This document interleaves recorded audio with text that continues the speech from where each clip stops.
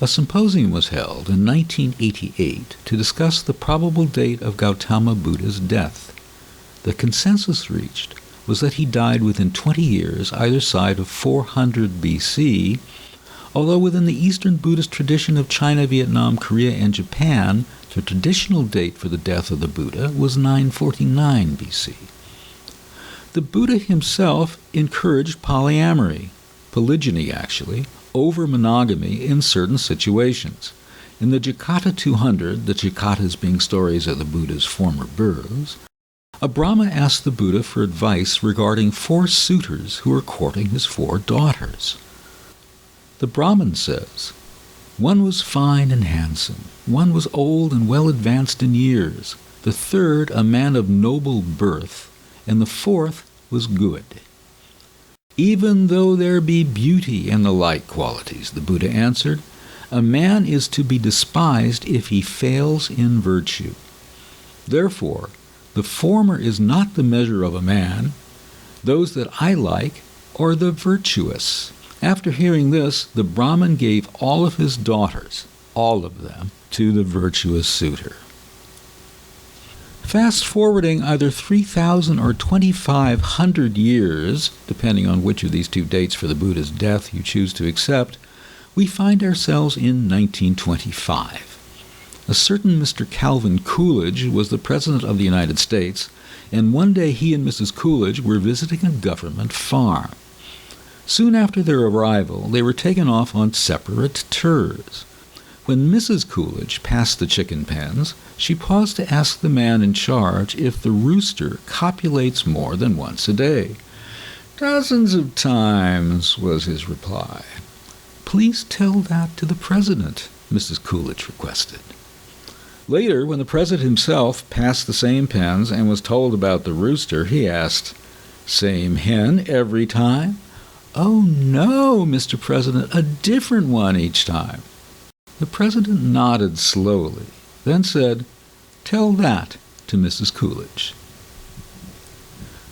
While former exotic dancer and current PhD-holding professor at the University of Nevada, Las Vegas, Catherine Frank, contends that group sex was actually depicted in Paleolithic art, Derek McCulloch and David S. Hall, in an article appearing in the Electronic Journal of Human Sexuality, note that of the 1,270 human societies cataloged in Murdoch's Ethnographic Atlas, about 85% indicate some form of multi-spouse relationships.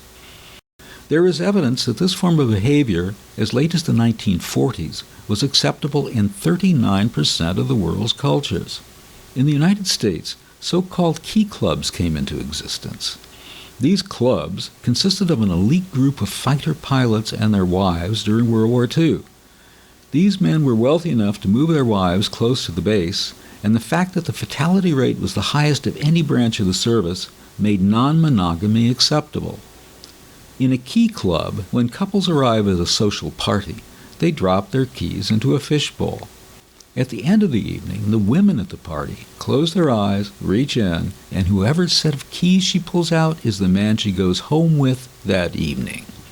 Such a key mate-swapping party was depicted in an extremely unsympathetic and moralistic manner, I will have to say, in Ang Lee's film, The Ice Storm. Don't have to go out and watch that. Not right away. So McCulloch and Hall observe that polyamorous do not have to individually meet every need of each partner they have. If your wife loves opera and you dislike it, perhaps one of her lovers will enjoy taking her to hear it. If he is a computer whiz and helps fix your computers when they don't behave, you are a very lucky person. Polyamorous say that loving someone does not give you the right to control that person's behavior. These comments bring to mind a line of dialogue from Ingmar Bergman's film Written, The Right, and I quote, "You really need 4 men. One to support you, one to fuck you, one to entertain you, and one to take care of your soul." Or so says Gunnar Bjornstrand to Ingrid Tulin as their acting group is on trial for giving an obscene performance. In a certain way, polyamory, which we'll define for the sake of convenience as an agreement between a couple that each member may have concurrent outside sexual experiences, is like cheating, which we discussed in our last episode, only without the lying, without the secrecy, without the guilt, and at least in theory, without the jealousy. A subset, one might call it, of polyamory is the ménage à trois. A ménage à trois is a domestic arrangement with three people sharing romantic and or sexual relationships with one another and typically dwelling together. The phrase is a loan from French meaning, quote, household of three, unquote. A form of polyamory, contemporary arrangements are sometimes identified as a throuple, a thruple, or a triad. At the age of 16, in the year of our Lord 1813, the future author of Frankenstein, Mary Godwin, eloped with her to-be husband, Percy Blythe Shelley, and engaged in a menage with Claire Clairmont, future lover of Lord Byron, with whom the Shelleys would later have an extensive relationship.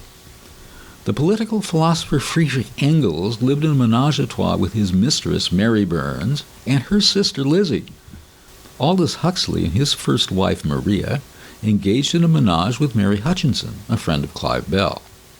From 1939, Erwin Schrödinger and his wife Anna-Maria Bertel and his mistress, Hilly March, had a menage a trois. If you've been following these podcasts religiously, or one might say paganly, you will recall that Schrödinger introduced the concept of Sitzbewegung to describe the jitter movement or jitter energy, which undermines everything, including, but not limited to, our sensuality. Daniel Cardozo, Carla Correa, and Daniele Capella of the Faculty of Social and Human Sciences at Nova University of Lisbon, in an article entitled Polyamory as a Possibility of Feminine Empowerment, have a few things to say about thruples, thruples, and triads.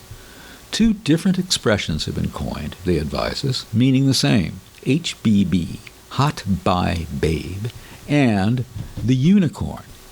Both relate to a couple-centric notion where a heterosexual couple finds another woman to live/have sex with them or to serve as an appendix to the relationship.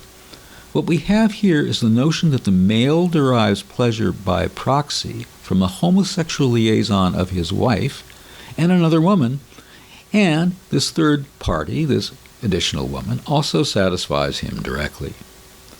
But even that is, although quite a realistic, hypothesis.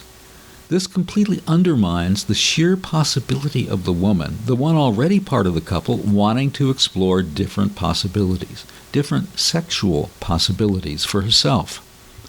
One entertaining cinematic depiction of a menage a trois of sorts occurs in John McNaughton's film Wild Things, in which Neve Campbell, Denise Richards, and Matt Dillon have such an arrangement. And that's all I can say without being lambasted as a spoiler. So you might ask, how prevalent is polyamory? And by the way, we have not yet gotten to swinging the lifestyle and sex parties. Be patient. We'll get there. And as a side question, how many adults harbor a secret desire to be polyamorous?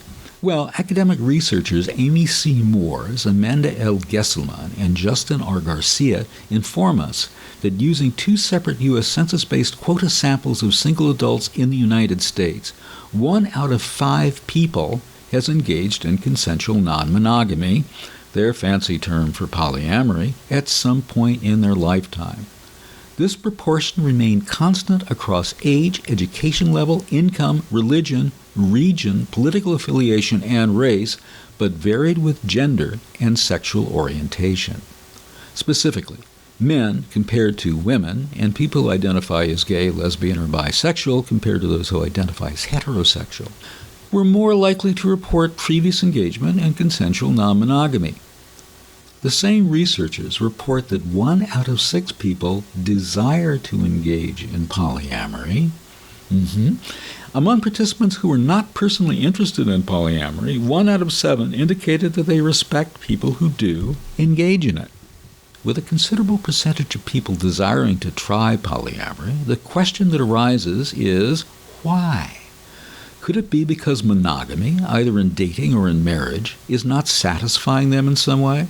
In an article published in the German Journal for Psychology, Siegler, Matzik, Rubin, and Conley write, research shows that there are sexual disadvantages of monogamy, including lower sexual desire and dysfunction.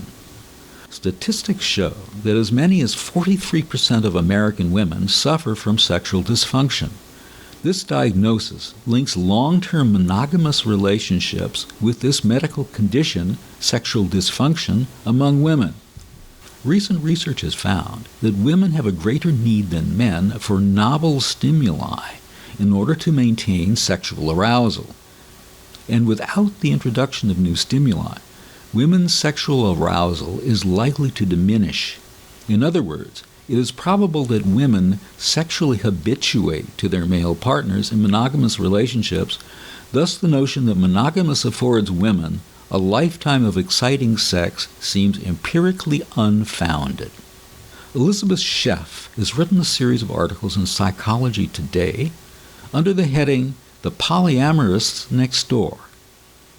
Given that women habituate to their monogamous partners, it is not surprising that research has found that women and men in polyamorous relationships report high sexual satisfaction. Indeed, women in polyamorous relationships find the sexual diversity to be a particularly beneficial component of their relationships. And furthermore, women cite the opportunity to explore the multifaceted nature of their sexuality, including a variety of partners as well as genders, as contributing to their increased sexual satisfaction. In addition to sexual satisfaction, women in polyamorous relationships also experience greater sexual agency. Research shows that polyamorous relationships provide a space for women to exert sexual autonomy without risk of stigmatization. Dietrich Klusmann, a psychologist at the University of Hamburg-Eppendorf in Germany, has provided a glimpse into the bedrooms of longtime couples. His surveys, involving a total of almost 2,500 subjects, comprise one of the few systematic comparisons of male and female desire at progressive stages of committed relationships. He shows women and men in new relationships reporting on average more or less equal lust for each other. But for women who've been with their partners between 1 and 4 years, a dive begins, and continues, leaving male desire, that is the desire of their husbands or boyfriends, far higher. Within this plunge in female desire, there is a notable pattern, to wit, over time, women who do not actually live with their partners retain their desire much more than women who do. Interesting. Lesbian couples seem to fare no better, and maybe even worse, in keeping their sexual ardor for each other. The term lesbian bed death, coined by the University of Washington sociologist Pepper Schwartz in the 1980s, has been critiqued as overstatement, but not quite as pure fiction. In the lesbian community, the monogamy problem is being aired more and more. Lisa Diamond, a professor of psychology and gender studies at the University of Utah, explains, for years, gay men have been making open arrangements for sex outside the couple. Now, increasingly, gay women are doing that as well. Morris Eagle, Ph.D., ABPP, Professor Emeritus at the Derner Institute of Advanced Psychological Studies at Delphi University, and the former president of the Division of Psychoanalysis within the American Psychological Association, argues that features of attachment work against erotic desire. According to Eagle, for a romantic partner to serve as an attachment figure, they need to be available, familiar, and predictable. These characteristics, however, thwart feelings of sexual desire, which he argues, conversely, is ignited by novelty and unpredictability. If, in fact, familiarity and predictability are key features of an attachment figure, and if sexual desire for a partner is diminished by these characteristics, then once an attachment bond is formed in a relationship, it is likely that sexual desire will decrease. In other words, it is primarily attachment, not sex, that keeps adult partners together for a long period of time, according to Dr. Eagle. There is a good deal of evidence in both animals and humans that diversity and unfamiliarity increase the intensity of sexual interest, and that familiarity, propinquity, and availability dampen the intensity of sexual interest and of sexual excitement. They pot it down, so to speak. Another source of the partial antagonism between attachment and sexuality lies in the fact that insofar as one's romantic partner becomes one's attachment figure, the woman takes on a role that is, in important respects, similar to the role played by the mother. This may trigger or intensify the incest taboo, which then makes it more difficult to experience the partner as a sexual object. She becomes too identified with the mother. And this, as much as Gilles Deleuze and Félix Guattari tried to do a hit job on forms of psychology based on the Oedipus complex, well, here we find it coming back to it again. It rears its ugly or beautiful or maternal head once more. The Oedipus complex, the myth, the story of King Oedipus who murdered his father and married his mother. And although Sigmund Freud rejected the idea, there is also an Electra complex in which the woman never gets over her quasi-sexual libidinal investment and cathexis in her father. There is another aspect of these dynamics, however. Women friends of mine have often expressed their frustrations at their boyfriend's lack of commitment. One woman friend even said, "Look, Lance and I are living together, and you know what? He's even bought the engagement ring. I found it hidden in the closet. So why doesn't he pop the question?" Could it be that even after he's bought the ring, he still hesitates to commit? Like he's got 1 foot in and 1 foot out. How many women say that all the time? He wants 1 foot in, 1 foot out. Well, commitment has to do with attachment, which is an entire area of psychology that we will explore in detail in a future episode. What does attachment, however, have to do with polyamory? In a study by Jean-Pierre Boulot-Pelletier, Frederick L. Philippe, Serge Lecoeur, and Stéphane Couture, published in the journal Attachment and Human Development, these researchers found that attachment avoidance was positively associated with extradyadic sex, while attachment anxiety was unrelated to it. These findings suggest that attachment avoidance increases people's irritation relative to their partner's desire for engagement, which in turn increases their likelihood to engage in extradyadic sex. Astonishing. If you wish to avoid your partner becoming attached to your partner in that way, one becomes irritated with one's partner, and therefore sexually irritated, I should say, and therefore one says, hey, let's do something else. These researchers also discuss the possibility that individuals characterized by attachment avoidance might use extradyadic sex as a way to distance themselves from their partner. So, if Tom wants to distance himself from Jill, what is he likely to do? Propose that they have an open relationship. Makes sense. In another study published in the Electronic Journal of Human Sexuality, Liana Wolf, Ph.D., looked at the issue from a somewhat different perspective. In her view of relationships, quote, "The attraction phase, during which we experience the dopamine intoxication of new love, is succeeded by the attachment phase.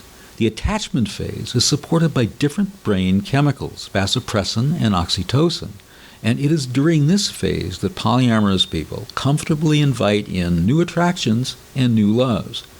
A shared belief is that the attraction phase, referred to in polyamorous circles as NRE, or new relationship energy, is short-lived, fun, but nothing to personally take very seriously or to feel threatened by in a partner. Mainstream Americans put NRE on a pedestal and thus consider polyamory to be supremely foolhardy. Noted social psychologist and marketing consultant Dr. Claire Rapai has noted that American society's attitude toward romantic love are very adolescent. As lovers, he says, Americans behave like teenagers.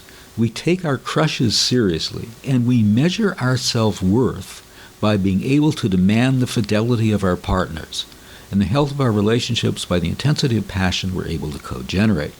For open couples, Dr. Leanna Wolf opines, perhaps the biggest plus is the excitement of a new love in tandem with the security of a stable home life with one's committed primary partner. Again, makes sense. In her book, Dilemmas of Desire, Teenage Girls Talk About Sexuality, developmental psychology and co-founder of the organization SPARK, which means Sexualization Protest, Action Resistance Knowledge, Deborah L. Tolman defined the term sexual subjectivity, by which she meant a person's experience of herself as a sexual being who feels entitled to pleasure and sexual safety, who makes active sexual choices, and who has an identity as a sexual being. Sexual desire is at the very heart of sexual subjectivity. Psychologist Elizabeth Sheff of Georgia State University expands this concept of sexual subjectivity by saying, sexual subjectivity is integrally linked with power. The power to appropriate sexuality, relational power, and social power connected to defining versions of sexuality outside of rigidly controlled norms. Women with no access to their own sexual subjectivity have bodies which Deborah Tolman has termed silent, disempowered by being spoken for and defined by masculine ideas and desires. Interesting. Reminds me of an old song by one of my favorite artists, Tori Amos, Silent All These Years. Women's bodies as being silent, due to, in effect, the misogyny of mainstream culture. Elizabeth Sheff was a participatory observer in her study of polyamorous women. She reported that many polyamorous women became polyamorous as a result of their reevaluation of traditional gender roles, which, among other things, constricted their expression of their sexuality. Polyamory for them was a way of satisfying their high sexual appetites. Thus far, we have discussed some of the reasons why couples might wish to extend their relationships through polyamory. Now let's look at what some psychologists see as the benefits of polyamory. While a graduate student at Regis University, Elaine Cook, herself a member of a polyamorous couple and a member of a polyamorous social group, undertook a study of 7 other polyamorous couples. Members of these couples cite as benefits of polyamory the following. 1. Personal growth. 2. Truth and honesty. Previous to becoming polyamorous, some individuals needed to cheat in order to become sexually satisfied. Once they become polyamorous, they no longer need to cheat. 3. In polyamory, some of the participants found a greater connection with others and a community that was supportive. They felt that they had more love in their lives than they would have had otherwise. 4. Fun, sensuality, and sexuality. The participants enjoyed the ability to experience a greater variety in their sexuality. Some felt that they learned more about sex by experiencing different people. They learned more about their own sexual responses, as well as how to be a better lover. One woman specifically mentioned finding that some sexual positions worked well with one person and not another. Having sex with a lover who had a small penis allowed her to see that intercourse did not have to be painful. 5. Improving the primary relationship. A number of people observed that polyamory had improved their primary relationship. One of the ways this happened was that some people felt an extra sexual juiciness. Some of this was from the new relationship energy brought by their outside relationship or relationships. One woman said she had more and better sex when she had an outside relationship. And finally, number 6, choice. Polyamory gives people more choice. For 2 of the women in the author's study, it gave them an opportunity to explore serious emotional and sexual relationships with women as well as with men. For some people, it gave them more freedom to explore sexually, just generally. They could partake in activities, whether sexual or non-sexual, that their primary partners were not interested in with their lovers. The thing about, hey, I love opera, and you don't, that kind of deal. Find someone who does. Sleep with them. Doesn't matter. Everyone's happy. The author concluded that polyamorous relationships were successful because they felt greater appreciation of and closeness with their primary partners. And they felt that they had better communication with their primary partners. She quotes an author who states that spending time alone with someone, holding hands, and of course flirting, touching, or smiling too much, all of these are signals of a possible sexual relationship in our culture, and this is what makes them socially dangerous. If you're polyamorous, you can do all of these things. You can flirt and kiss and touch with someone outside of your primary relationship other than your relational partner, and it's okay. It's even smiled upon. One of the participants in that study commented that in her experience, polyamorous people were more open to sensuality and touch, which harkens back to the overarching theme of this podcast series, the exploration of ecstatic sensuality. Surveys confirm that 97.5% of people participating in polyamorous relationships feel that their life has improved overall because of it. Only 12.5% of people in these relationships report feeling anxious and stressed because of their polyamory. This per an article by Paige Harper published in the Quindecim. Through research via self-report, Alicia N. Rubel and Anthony F. Bogart reported in the Journal of Sex Research that, quote, it has not been consistently found that consensual non-monogamists would have poorer psychological well-being while engaging in consensual non-monogamy. In fact, some data suggests that people participating in non-monogamous relationships may actually have an opportunity for more self-awareness and peace with their sexual needs than those in monogamous relationships. Peace with one's sexual needs. Great expression. Great expression.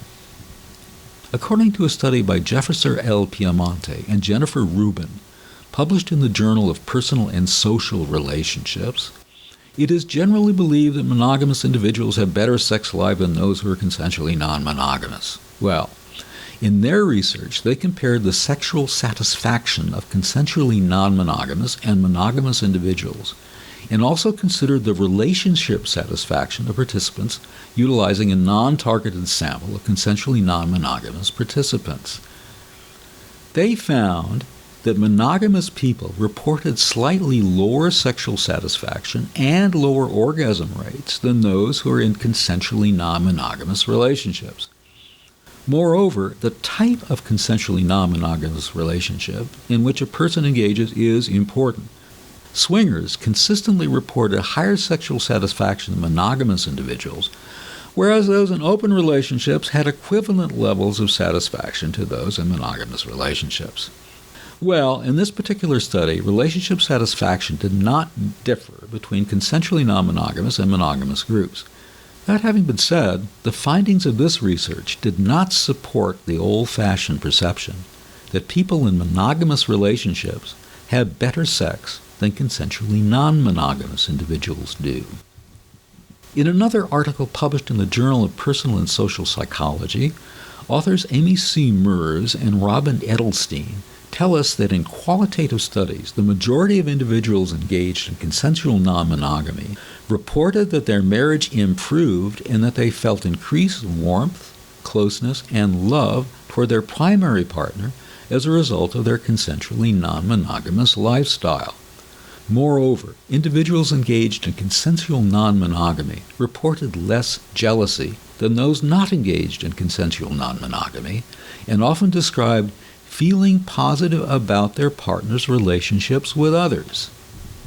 This observation is expanded upon by Stephanie Pappas in an article published in the Scientific American, from which I shall now quote. If you ask most people how they'd feel if their partner had sex with or fell in love with someone else, the responses would be pretty negative: fear, anger, jealousy, rejection. Ask a polyamorous person the same question, and they're more likely to tell you that they'd be thrilled. It's a concept called compersion, which means the joy felt when a partner discovers love outside of you. It's similar to the feeling the typical person might get after finding out that their best friend scored her dream job, Bjarne Holmes, a psychologist at Champlain University in Vermont, said. But in this case, the happiness stems from a lover's external relationship. That finding challenges much of what traditional psychological research has established about how jealousy works. It turns out that, hey, people are not reacting with jealousy when their partner is flirting with someone else, Bjarne Holmes said. Good science tests theories and predictions.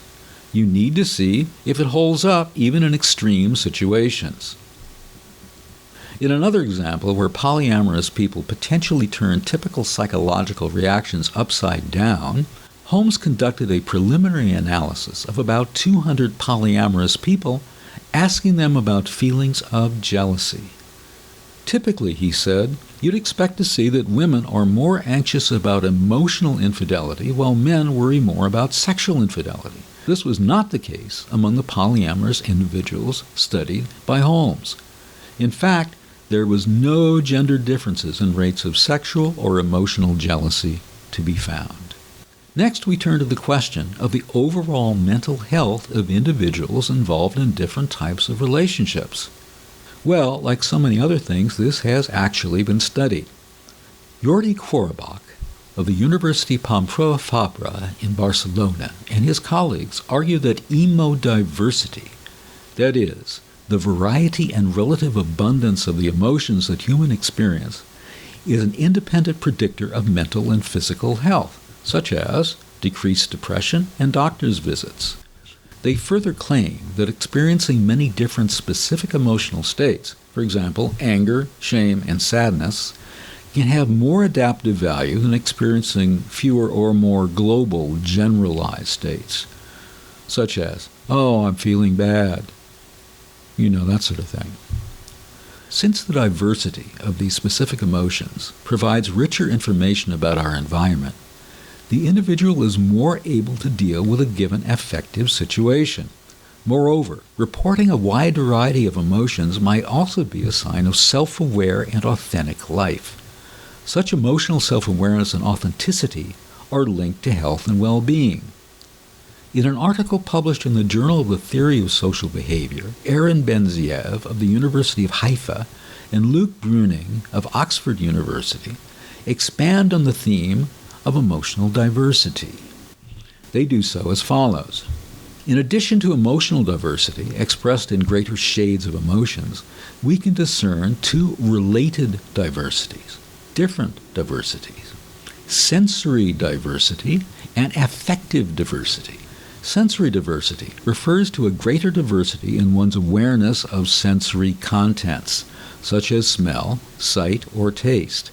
Affective diversity, on the other hand, refers to greater diversity of general affective states, such as listening to different types of music, enjoying walking in the city or walking in nature, enjoying reading or dancing.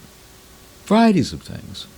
An increase up to a point in complexity of these different aspects of diversity typically enhances our flourishing, as it is based upon a broader range of satisfaction and thus has a more solid foundation that is more likely to endure over time. This reminds me of another theme that we keep going back to, the repetition compulsion that Freud eschewed so violently. We have a compulsion to repeat. Emodiversity is the key. Wide range of shades of emotion. Affective diversity is the key. Self-awareness, awareness of the environment, sensory diversity, affective. All of these are ways to lead a fuller, more ecstatically sensual life. So, this harkens back to a fundamental theme of this podcast series, that as a result of millennia of evolution, human brains are now structured so as to tune out sensory inputs which could not only increase pleasure, but also increase our sensuality and capacity for intimacy as well. So here we are delighted to find two authors, highly prestigious academic authors at that, who are saying that the same is the case for emotional inputs. Back specifically to polyamorous relationships, Benziev and Bruning suggest that contrary to monogamous romantic ideology, Polyamorous discourse is clear that ambivalence and conflicts will inevitably arise in relationships, but they are survivable. They don't need to lead to manic blow-ups, even violence. This clarity helps diffuse meta-anxieties that arise when people prohibit themselves from feeling conflicted about their relationships and their partners. Anxieties which transform clashing feelings into something deeply painful. Polyamorous relationships also appear to halt dyadic withdrawal, where couples become distant from other people, thereby providing individuals with a greater range of interpersonal connections and broader social networks than they would otherwise experience. Take a moment to think about people you've known who have gotten married, often to people who are not a part of their specific social circle but otherwise, and then you don't see them anymore. They go off into this dyadic withdrawal. Happens all the time, and it's sad. Polyamorous relationships have another advantage. They're well suited to accommodate individual intrapsychic discoveries over time. For example, sexual desire, particularly for women, is both flexible and responsive to situational cues. If this is correct, then we see there is an extra dimension to the way polyamorous relationships facilitate emotional intensity. Although in its infancy, the research on non-monogamous relationships like polyamory strongly suggests that such relationships are active sites of emotional profundity. Xiaozhong Shang of Western University looked into the question of how being polyamorous, how having one or more outside relationships in a mutually agreed context, affects various aspects of the participants' primary relationships. She notes that previous research had found higher intimacy, commitment, and investment in primary relationships, while greater sexual frequency and satisfaction in secondary relationships. Well, the purpose of her study was to investigate specifically the differences in feelings of love and jealousy towards primary partners compared to secondary partners. 226 self-identified polyamorous who were above the age of majority had at least two partners, one as primary and another as secondary, were included in her study. Participants completed a survey which included a romantic attraction scale, a passionate love scale, a companionate love scale, and a modified jealousy scale, testing for emotional and sexual jealousy.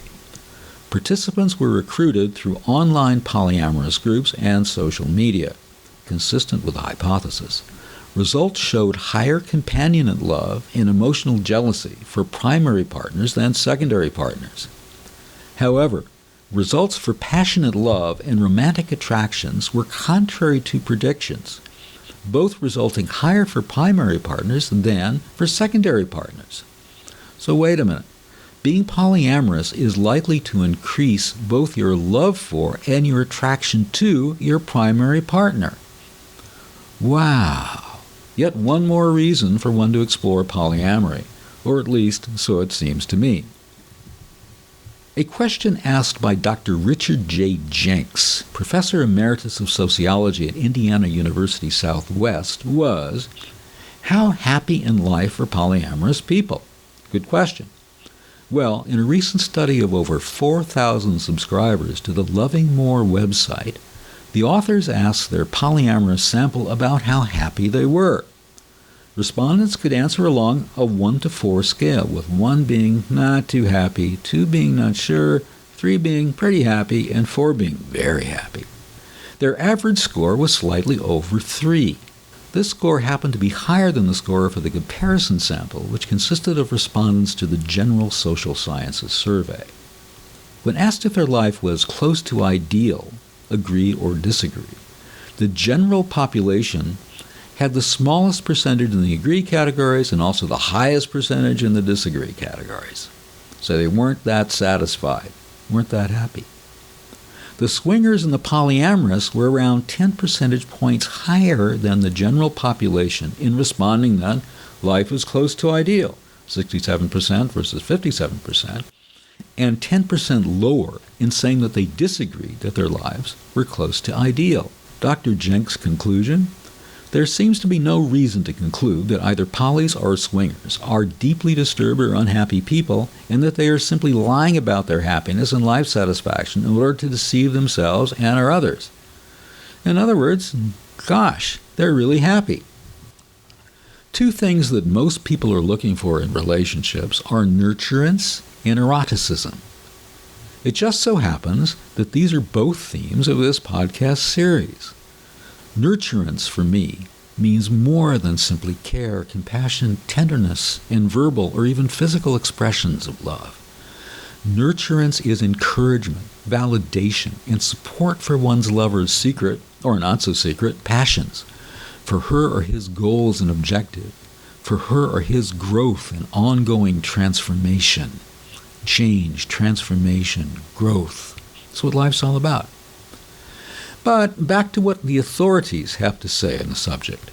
In their book, A New Look at Love, Elaine Hatfield of the University of Hawaii and G. William Walster of the University of Minnesota conceptualize love as either passionate or compassionate. Importantly, romantic partners may provide both erotic and nurturing experiences, though these may emerge more strongly in different phases of a relationship. Unlike individuals in monogamous relationships, those in polyamorous relationships can pursue multiple romantic relationships simultaneously, potentially allowing them to experience higher levels of eroticism and nurturance. In an article published in the journal Social Psychology, Rhonda N. Barzani of York University in Toronto and her colleagues studied this very issue.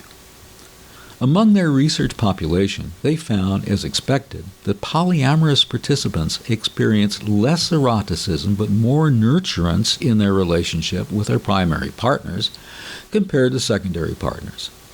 Furthermore, people in polyamorous relationships reported more nurturance with primary partners and eroticism with secondary partners compared to people in monogamous relationships. These findings suggest that polyamory may provide a unique opportunity for individuals to experience both eroticism and nurturance simultaneously.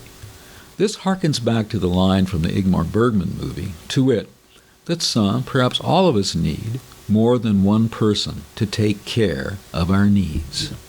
Many of you listening to this episode are probably asking how polyamory works in the real world. In her book, Marriage Confidential, Love in the Post-Romantic Age, Pamela Hogg wrote, marital non-monogamy may be to the 21st century what premarital sex was to the 20th, a behavior that shifts gradually from prescribed and limited to tolerated and common. This path is connected to the so-called free passes some self-identified monogamous individuals give to their partners when traveling, or when their partner's lovers live in different city or country.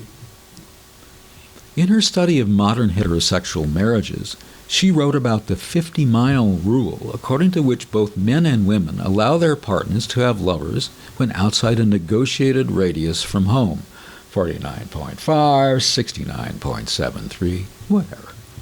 Some people who work in the motion picture industry have the expression locations don't count, LDC, meaning that if you are away on a shoot a long distance away, and for a lengthy stretch of time, it is perfectly permissible to sleep with other people. Okay.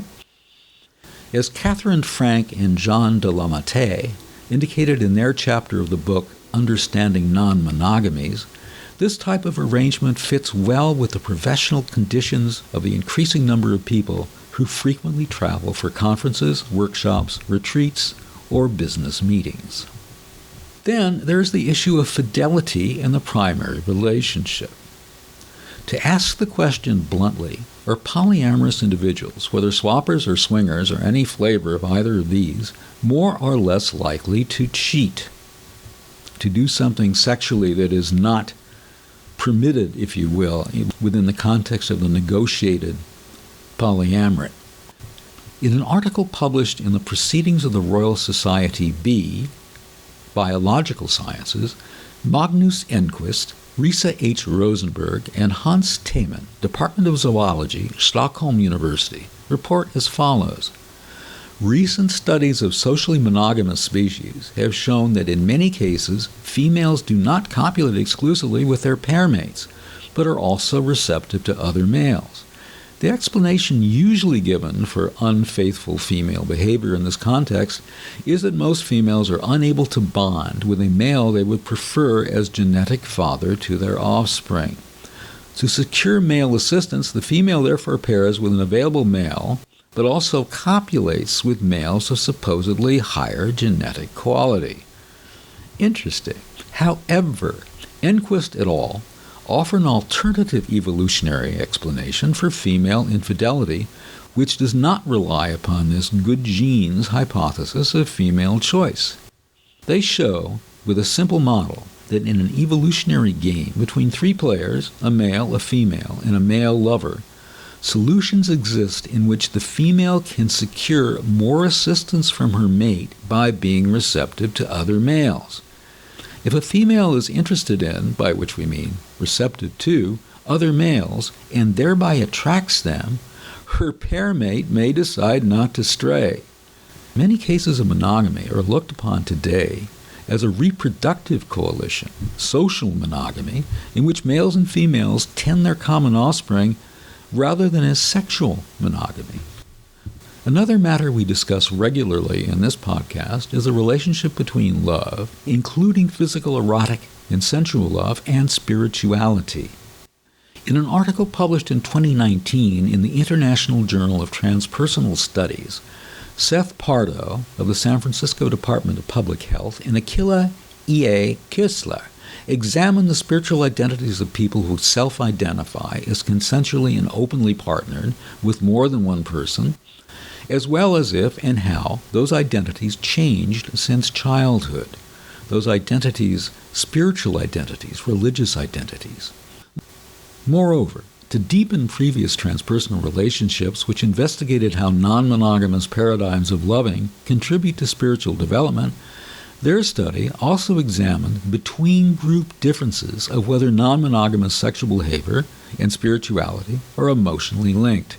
Their data suggested specifically that pagan spiritualities may provide more supportive philosophical and spiritual frameworks that normalize and validate non-monogamous behavior, non-heterosexual interests, sexual desire, and the sacredness of sexuality. If sexuality is indeed sacred, and depending on your definition of sacred, that is an identification which this podcast supports, then expanding it to extend to others outside of a monogamous dyadic relationship brings more sacredness, more godliness into one's life. Jorge N. Ferrer of California Institute of Integrated Studies in San Francisco has in fact written about polyamory as a path toward emotional and spiritual growth. In an article which may be found in the International Journal of Transpersonal Studies, Advanced Publication Archive, he asked a probing question: can jealousy be transformed into sympathetic joy?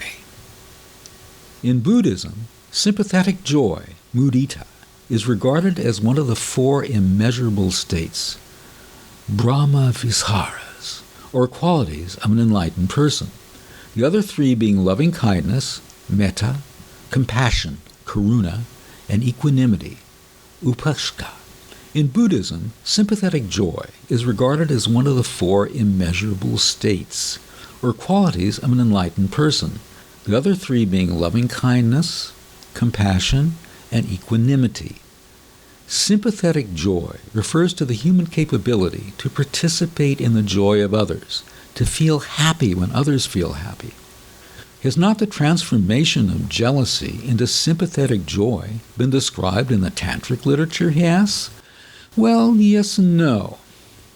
In Vajrayana Buddhism, jealousy is considered an imperfection associated with attachment and self-centeredness that is transmuted into sympathetic joy, equanimity, and wisdom by the power of the Lord of Karma, one of the five Dhyani Buddhas, which is to say, Buddhas visualized in meditation. In Vajrayana Buddhism, jealousy is considered as an imperfection, klesha, associated with attachment and self-centeredness that is transmuted into sympathetic joy, equanimity, and wisdom by the power of the Lord of Karma, Amoghasiddhi, one of the 5 Dhyani Buddhas, which is to say Buddhas visualized in meditation.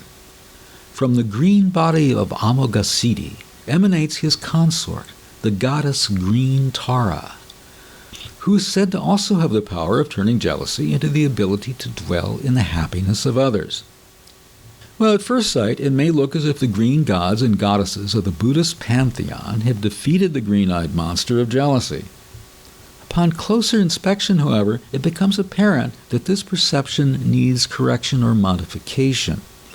The problem is that the Buddhist terms translated as jealousy, such as Isa in Pali, frog dog in Tibetan, or Ishaya in Sanskrit, are more accurately read as envy. In the various Buddhist descriptions of jealousy, one generally finds illustrations of bitterness and resentment at the happiness, talents, or good fortune of others, but very rarely, if ever, of contracting fear and anger in response to a mate's sexual or emotional connection to others. As Shogron Trungpa wrote in his book, Orderly Chaos, the Mandela Principle, it is not exactly jealousy. We do not seem to have the proper term for it in the English language. It is a paranoid attitude of comparison rather than purely jealousy. In other words, it's more like a sense of competition. One thing we all have to look forward to is growing old. Well, growing older, and becoming, as they'd say, 55 plus. That prospect may be a long way off for you, it certainly is for me, but it is never too early to think about it. What do old folks do for intimacy, for pleasure, for sex? For some of us, to visualize senior citizens having sex is, well, shall we say, not the optimal aesthetic experience. James R. Fleckenstein and Darrell W. Cox II of the Department of Anthropology, University of Oklahoma, report the following. Research shows that increased sexual activity is strongly associated with better health outcomes and greater personal happiness. This is true for all of us. For all of us. Okay? Increased sexual activity is strongly associated with better health outcomes and greater personal happiness. Remember that, all my listeners to this podcast. This is also true, maybe especially true, among older adults, and especially men, where declining sexual frequency has been shown to be correlated with negative health, increased risk of cardiovascular problems, higher risks of depression, and diminished general happiness. Recent research indicates that among older adults, married individuals are not necessarily getting more sex and are not being more sexually satisfied than single individuals. If you're married, that doesn't help so much. Well, Lars Tornstrom proposed a final stage of human psychological and moral development, which he called gerotranscendence, which he defines as a state of development where individuals transcend rigid sociocultural perspectives about the self, about others, about material things, and fundamental existential questions. Experiencing gerotranscendence results in a meta-perspective that is reflective, cosmic, transcendent, and typically more personally satisfying. Sexual and erotic gerotranscendence is not about a last man ditch to add notches on the bedpost, nor attempts to slake long suppressed sexual lusts.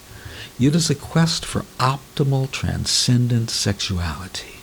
A surprising finding among the older adults in long-term relationships from Petty J. Kleinplatz's study was that over half reported being consensually non-monogamous, and some reported that the onset of their optimal sexual experiences emerged with the opening of their relationship. Optimal sexual experience was described by the participants as consisting of authenticity, intense emotional connection, being present, deep sexual and erotic intimacy, extraordinary communication, vulnerability, interpersonal risk-taking and exploration, and finally, transcendence. Optimal sexual experience is very similar to what Dr. David Schnarch in his book resurrecting sex, solving sexual problems, and rejuvenating your relationship has called wall socket sex, a phenomenon experienced by couples during profoundly intense, fully present, differentiation-enabled intimacy and erotic interaction that taps into a never-before-experienced erotic energy. Plug in 120 volts, 220, 1,000 volts of erotic energy.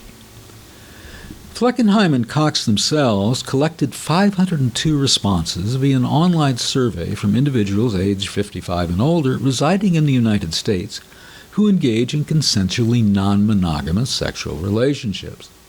Self-reported health and happiness, number of sexual partners, and sexual frequency are compared with 723 similar responses from the nationally representative 2012 United States General Social Survey conducted by NORC, N-O-R-C, at the University of Chicago.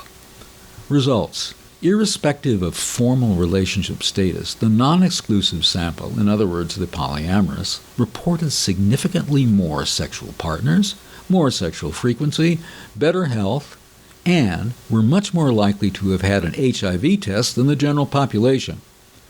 The non-exclusive sample, the polyamorous, also reported being significantly happier than the general population, with the exception of married men who reported being as happy as the general population. So, in this study, polyamory made women happier than it made men. Whoa! Okay, put that in your pipe and smoke it. Well, as with everything else, over every ray of sunshine a cloud must eventually pass. Such a cloud is provided by Giulio Perotta, strategic psychotherapist and forensic criminologist, as well as a jurist in Rome.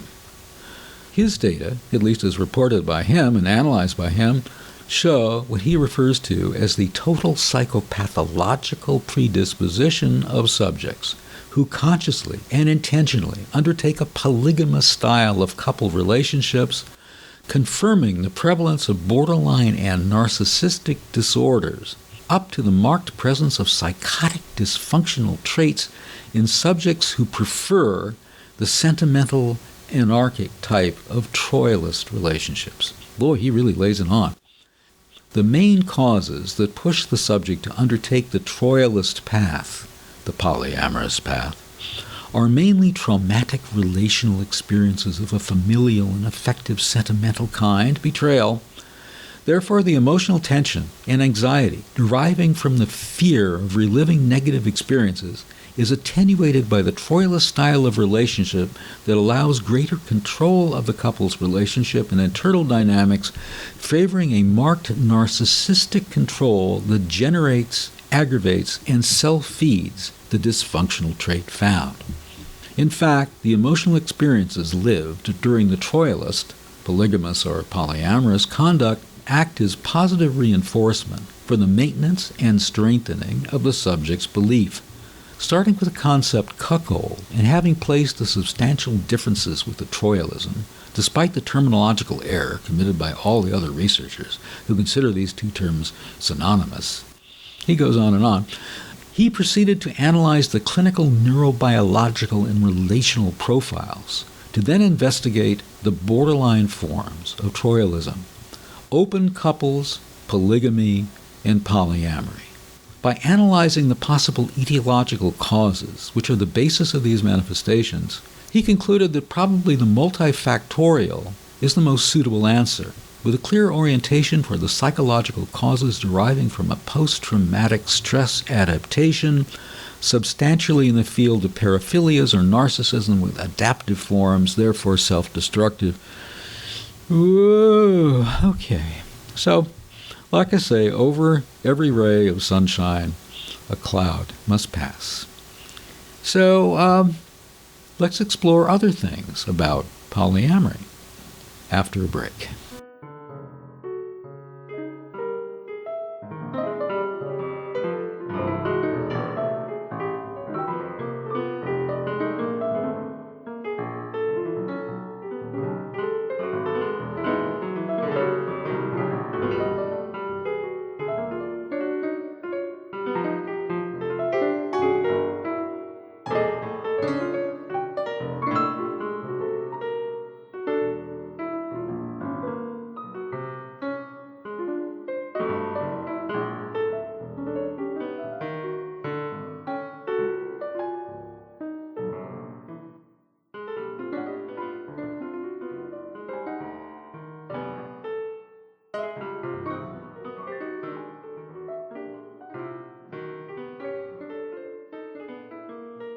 Swingers.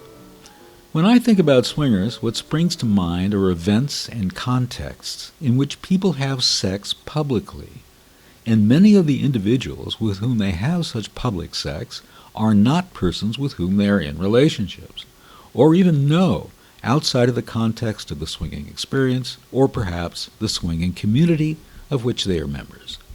There are also swinging contexts and events where sex is less of a performance. Groups of people float off into more private situations. However, this does not diminish the visual enjoyment of watching and touching and caressing new people, or the thrill of doing this. And apparently there are a lot of them. About 4 million people are swingers, according to estimates by the Kinsey Institute and other researchers. Swingers have become a multi-million-dollar travel industry. So be careful when you pick a family vacation spot. Watch out for the code words like clothing optional, adult fun, and couples only. I go for the ones that say no television. That would be a good swinging site for me, I think, or a good vacation site in general. Hundreds of resorts now cater to the lifestyle, as it's known. There are also swingers conventions that take over entire resorts. Inside, thousands of couples play out their sexual fantasies and find new things and positions and people to fantasize about. And they keep those fantasies with them year-round, and it spices up their lives. It's a worldwide phenomenon, according to award-winning journalist Terry Gould. When Gould was assigned to write a news story about swinging, he assumed it would all be about sleaze. He was surprised when he went to an elegant club. I met bankers and lawyers, and I started talking to these people, he said.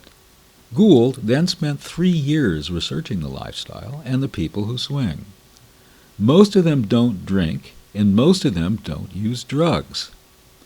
They believe in raising children in clean-cut, stable environments. They match our paradigm of the sunny suburbanite, he said. If I may be permitted an aside, there are lifestyle retreats at which the finest wines are served, a magnum of Domaine Leroy, Les Vignerons, Louis Saint-Georges, Premier Cru, would be no stranger at top-level lifestyle events, and if this isn't an inducement for you, then I have no idea what would be. Pretty good salesman. In his book, The Lifestyle, A Look at the Erotic Rights of Swingers, Gould concluded that couples swing in order not to cheat on their partners. They see it as consensual, co-marital sex, and something that they're doing in order to spice up their own relationships. They're not going to a swing club to have sex with other people. They're going there to get hot for each other, Gould said. From what people have told me, my response to this is yes and no. Couples do visit swinging clubs and resorts to have sex with other people, with the ultimate joy, the ultimate result, being that they can get hot for each other. They bring the juiciness back home. Some would think that men might pressure their wives into swapping, or specifically in this case, into swinging, but the women say they're the ones who are in charge. The women are the ones that make this happen, said one female swinger. We have the veto right, another said. So if we are not attracted to the other couple, it's not going to happen. It's usually men who bring women into the lifestyle, but it's the women that keep them in the lifestyle, opined a male swinger. Well, we'll look into that matter a little bit more later.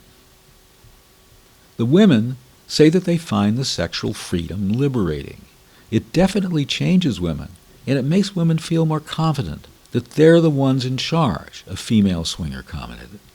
The women say they find the sexual freedom at swinging events and of being swingers liberating.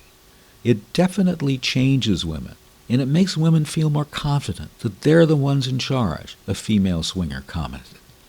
The couples set up certain rules beforehand. Some couples don't do anything without the other. Some couples don't kiss others, which I find fascinating. In a certain way, I get it.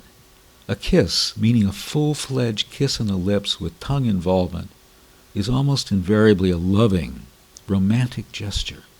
I say this as someone who adores kissing, with its innumerable nuances, moods, rhythms, and styles.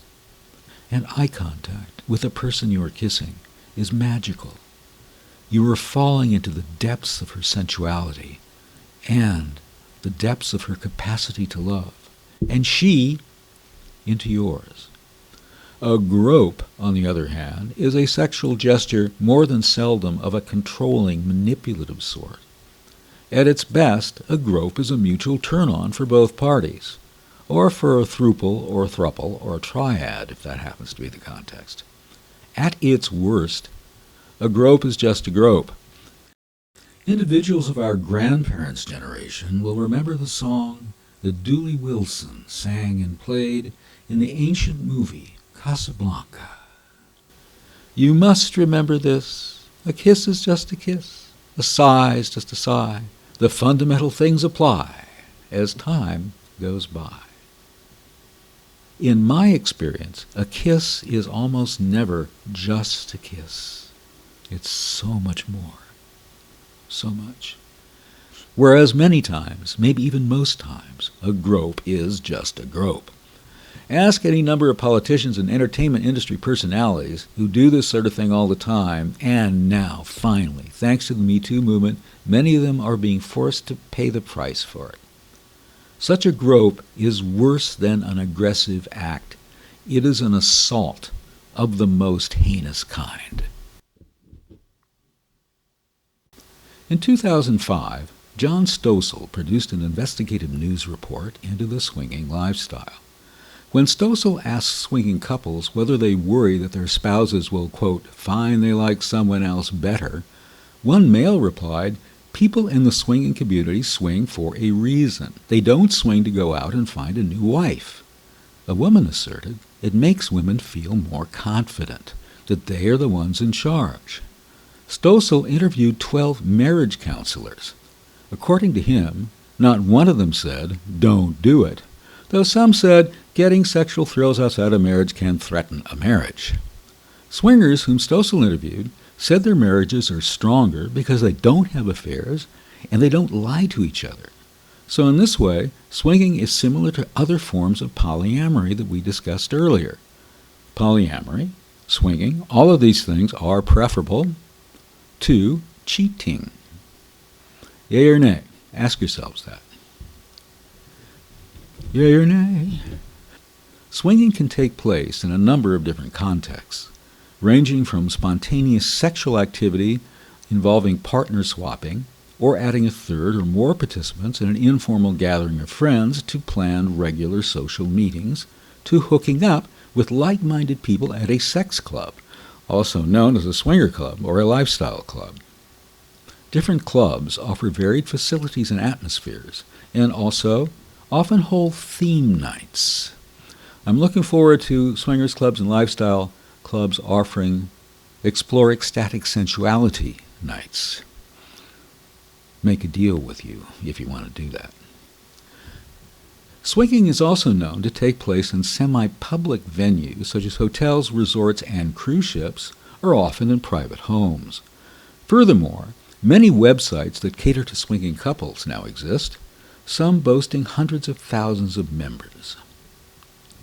A question that everyone listening to this podcast is surely asking is, who are the swingers? For a partial answer to this, we turn again to Richard J. Jenks, Professor Emeritus of Sociology, Indiana University Southeast. In his study of attendees at a National Swingers Convention, he reported the mean age to be 39. In 2010, researchers Bergstrand and Sinsky reported a mean age for swingers of 39.1. In his 2009 study of 1,376 swingers, Fernandez found that 29% of the males were between 36 and 45, while another 33% were between the ages of 46 and 55. The figures for the females were 42% and 22%, respectively. Interesting. Social class variables have also been studied. Studies by Gilmartin, Jenks, and Levitt all found that swingers were above average in education. In 2009, Fernandez found his swinger respondents were, on the average, college-educated and had incomes between $70,000 and $200,000. He doesn't state whether these are household incomes or individual incomes. Whatever. These studies definitely point to a lifestyle engaged in by those who are middle and upper middle class. Another interesting question relates to which gender is looked upon more favorably if they initiate polyamory or group sex, swinging, activities in their relationship, women or men. Psychologists Ashley E. Thompson, Jocelyn Hart, Stara Stefaniak, and Carissa Harvey structured their research to ask this very question. Using a between-subject experimental paradigm, 793 heterosexual U.S. adults, 338 men, 455 women, read one of 8 vignettes depicting an individual initiating one of 5 behaviors with their romantic partner. Those behaviors being polyamory, swinging, open relationships, group sex, and role-playing, and subsequently judge the initiator using 3 judgments of interest: cognitive abilities, morality, and relationship satisfaction. The results indicated that women initiators were judged more favorably than were men initiators, and that role-playing initiators were judged more favorably than were initiators of consensually non-monogamous behaviors. Among consensually non-monogamous behaviors, those initiating swinging and group sex were judged more favorably than were those initiating polyamory and open relationships. Could it be that swinging and group sex are viewed as less threatening to relationships than mate swapping or even open relationships? Perhaps this is because swinging, in a certain way, is a quasi-public activity. Jerry and Sue are a couple who attend a swingers party, and Jerry sees Sue making it with another guy. Let's call him Chris. Well, this is not seen as a threat to Jerry and Sue's marriage or relationship because Jerry knows that it's a one-off and that there is no emotional connection between Sue and Chris. Except, we may observe, great sex can be very powerful and can engender an emotional bond very quickly. It's hard to get a great orgasm out of your mind, either for the persons who experience it or for the individual, in this case Jerry, who watches them, in this case Sue and Chris, experience it. Which brings us to the question of jealousy as experienced by swingers and especially by couples who swing. In an article published in 2017 in the journal Psychology and Sexuality, Justin Wilt, Marissa A. Harrison, and Kobe S. Michael, all of Penn State Harrisburg, define swinging as emotionally committed romantic partners engaging in sex with others, typically in the presence of one's partner. Previous studies of the demographics, attitudes, and behaviors of those involved in swinging are largely from the 1970s and tended to focus on obtaining information from only one member of a romantic pair engaged in swinging. In their present exploratory descriptive study of swingers, these psychologists endeavored to obtain a contemporary sample to document demographics, to elucidate gender similarities and differences with respect to motivations and attitudes towards swinging, and to gauge self versus partner perceptions of the shared activity, that activity being swinging. They administered a questionnaire to 34 heterosexual couples attending a swinging club. Demographics match those found in previous studies of swingers. As expected, participants engaged in swinging for enjoyment and fantasy fulfillment and reported low jealousy from themselves and their partners. Results show few gender differences in attitudes toward swinging and consistent partner agreement of the motivations and parameters of participating in swinging. However, participants' assessments of why their partners engaged in swinging were not consistent with their partners' reports. Interesting. More communication and sharing would be called for, it seems to me. Fascinating. In an article published in the British Journal of Social Psychology, Richard de Visser and D. MacDonald also addressed the issue of jealousy among swingers. Their qualitative study examined the management of jealousy among 4 active heterosexual swinging couples living in southern England. Participants highlighted the importance of discussion and negotiation, communication, a shared couple identity, and shared rules and boundaries that allowed them to manage jealousy so that they could better enjoy swinging. Rather than seeking to eliminate jealousy, swingers may manage their feelings of jealousy in order to increase sexual excitement and arousal. This makes perfectly good sense. Jealousy in this context can be like, wasabi with one's sushi. Or better, it increases the pulse rate, empowers one's own sexuality and sexual desire, excites one's sensuality. It's a thrill. A thrill that is perhaps distantly akin to surrender, but with the underlying confidence that your partner, your boyfriend or girlfriend, is always going to be yours.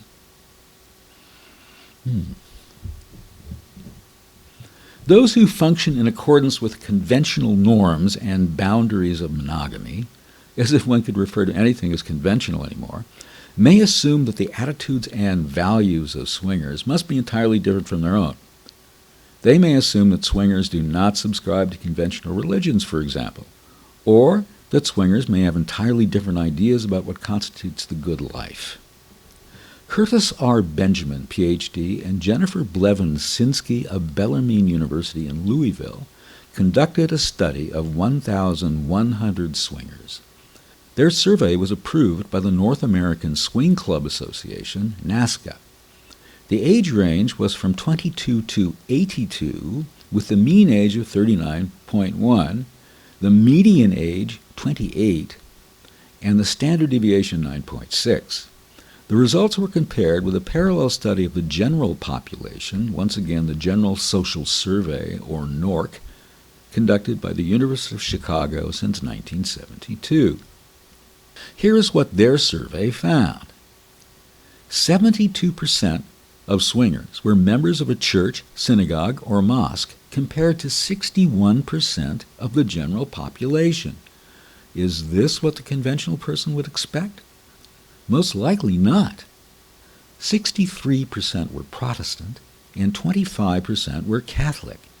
The swingers' values were in the following order. 1. Self-respect. 2. Family security. 3. Inner harmony. 4. Happiness. 5. Mature love. 6. True friendship. 7. Pleasure. 8. Freedom. 9. A sense of accomplishment.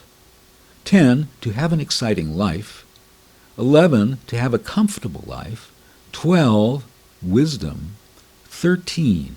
World peace. 14. Social recognition. 15. Equality.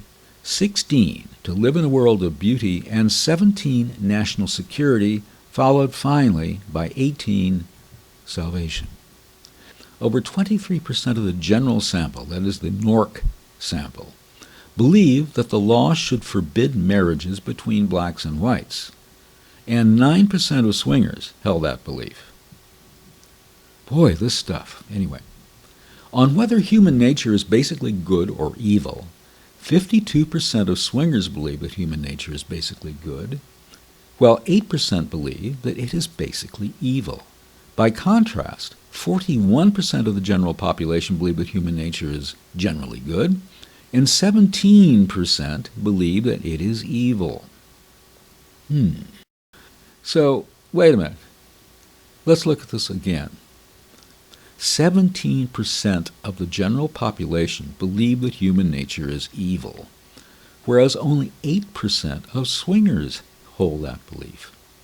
Fascinating. So we're looking at a situation here where the swingers tend largely to be optimistic, and they value things like home life and stability and all those things very highly. Fascinating. As for which member of a couple initiated swinging, 81% of men says it was themselves, as opposed to 43% of women. When asked, is life exciting or dull? Interesting question. 76% of swingers said that it was exciting, while 24% said that it was pretty dull or routine. Contrast this with response from the general population in the NORC survey, wherein 46% described their lives as exciting and 55% described their lives as routine or dull. Swingers were asked if swinging had strengthened their marriage. 50% of men and 54% of women responded that this was true or mostly true, and around 25% of both genders said that it was somewhat true. 60% of both men and women said that their marriages were happier after they became swingers, while only 1% of men and 3% of women said their marriages were less happy after they became swingers. This should be taken in the context that 50% of men and 56% of women rated their marriages as very happy before they entered the swinging lifestyle, but there was nevertheless an increase. And it was also interesting to note that happy people, or basically mainly happy people, or pretty happy people, are the ones who entered the lifestyle, not people who were miserable with their lives or with their relationships. As for jealousy, only 5% of men and 8% of women agree with the statement, "I have difficulty controlling my jealousy while swinging." Amanda S. Rysansky and again Marissa A. Harrison of the School of Behavioral Sciences and Education at the University of Pennsylvania were curious about swingers' self-esteem. Their sample consisted of 41 participants, 19 men and 22 women, identifying as swingers and attending a swinging event. Their study attempted to examine the self-esteem of individuals involved in a consensually non-monogamous relationship, the swinging lifestyle. For them, swinging was one type of consensually non-monogamous relationship. Utilizing the Rosenberg self-esteem scale, the self-esteem of swingers was quantified and compared to a sample of the general public. The results reveal that swingers have higher self-esteem. However, gender differences emerged in post hoc analyses, whereby men who engage in swinging have higher self-esteem than the general population, whereas women who engage in swinging have self-esteem comparable to women members of the general public, neither higher nor lower. But in the Journal of Sex? In the Journal of Sex Research, Joan K. Dixon was interested in female bisexuality among swingers. Her sample consisted of 50 women who meet the following criteria. At the time of her first sexual contact with another female, each participant needed to be A, married, be at least 30 years of age, be engaged in swinging, being enjoying sex with males, and had no history prior to age 30 of a sexual attraction to females. Subjects typically revealed a high incidence of early and continuing autosexual and heterosexual activity, and current high frequencies of sexual activity with both sexes. Influences facilitating a typical subject's initial and subsequent sexual activity with females were found to be her husband, other swingers, and the general swinging environment, the husband's influence usually being of paramount importance. It was concluded that those influences, perhaps together with a predisposition toward gaining perceived fulfillment of felt needs through sexual activity, will result in some heterosexual females engaging in multi-female sexual activity and eventually adopting a self-identified bisexual orientation. To conclude, I'm assuming, perhaps incorrectly, that one or two of my listeners may wish to get a glimpse of what goes on at a swingers gathering. That glimpse being through the eyes of PhD-holding academics, needless to say. Such a researcher, whom we have already referenced, is Catherine Frank of the University of Nevada, Las Vegas. In an article which she co-wrote with J. Tuomas Harjannainen, Hanken School of Economics, Helsinki, Finland, and which was published in the journal Games and Culture, she and her co-author observed that lifestyle group sex is a phenomenon on the border between games and adult play. Through an analysis of the rules and social contracts arising in group sex, they demonstrate how participants learn to read interactions at group sex events in the same way that players learn game systems and what they can do to become good players in similar situations of people learning games that do not involve sex. In swinging, participants engage in recreational sex with outside players while remaining heterosexual, coupled, or married, and usually emotionally monogamous. Across cultural context, committed partners who engage in swinging or attend group sex events often claim to do so to strengthen their dyadic bond as well as to preemptively fight the potential boredom and the resulting decrease in libido caused by habituation. At group sex events, sexual encounters may be, quote, full swap, unquote, involving couples in intercourse with another partner or partners, or, quote, soft swap, unquote, where touching, oral sex, girl-girl play, or other activities short of intercourse occur. The ongoing fluid negotiations between potential partners preserve excitement and a sense of spontaneity and fantasy. In many North American swinger communities, women are often expected to behave bisexually, while men play exclusively with women. The common requirement that couples play together, that is, forming a foursome with another couple or a group of couples, means that occasionally the attraction for outside partners is unequal. The phrase, taking one for the team, is used in the United States by both men and women to indicate that one consented to sex without a high level of personal desire so that the group could play. An ideal orgiast, in the sense of having all the desired qualities, can indeed be determined. Such an ideal orgiast is empathetic, discreet, considerate, adaptive, playful, attractive, coupled, usually, and sexually skilled. Catherine Frank, the same Catherine Frank, wrote a chapter entitled Play Couples in Paradise, Terse Sexuality and Lifestyle Travel, which was published in the book Love and Globalization, Transformations of Intimacy in the Contemporary World. In this article, she notes the difference between the attitudes of polyamorous and swingers, to whom she refers as lifestylers. Polyamorous, she writes, are often critical of both the focus on emotional monogamy observed by lifestylers and of the casual sex or conspicuous consumption engaged in at swingers' conventions. Lifestylers, Catherine Frank emphasizes, are not practicing what has been referred to in the past as open marriage. That is, each partner is not necessarily pursuing outside relationships on his or her own. Lifestylers usually court and carry out their sexual encounters as a couple, and the lifestyle conventions provide them with an opportunity to do just that. Many couples actually cultivate certain kinds of erotic experiences together, selecting partners and scenarios based on fantasies they co-create. Fantasies and sexuality, a topic for a future episode here on Explore Ecstatic Sensuality. Another topic that we're going to explore, just to give a little teaser, is what I call the cult of the cute, which is endemic on television. It's like a virus. It's horrible. Where people tend to act, in fact, almost invariably act in an adolescent, even pre-adolescent manner, as if every conversation has to have an aura of cuteness.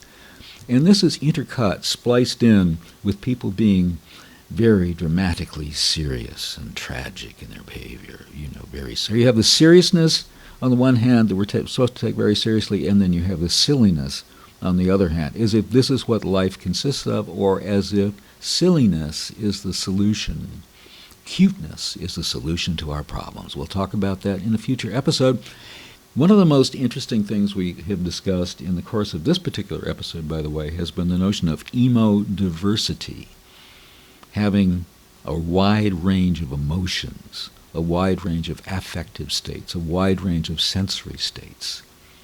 We've been talking about that throughout the series, and today we visit it again. Here are 3 statements which I have chosen to end today's exploration of polyamory broadly defined. Quote, not only are our reasons for doing things incoherent, but we don't know what those reasons are. And we are fundamentally alienated from them. we are alienated from our reasons for doing things which we don't know. Jacques Lacan. Seminar 5, Formations of the Unconscious. Again from Lacan. What it's all about really is within reach, or at least within the psychoanalyst's reach, as he bears witness to that fact when he talks about something serious and not about his therapeutic results. What is within reach is the fact that sexuality makes a whole in truth.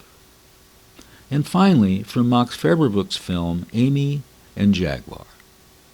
Flirting is always serious. It's love which sometimes looks funny.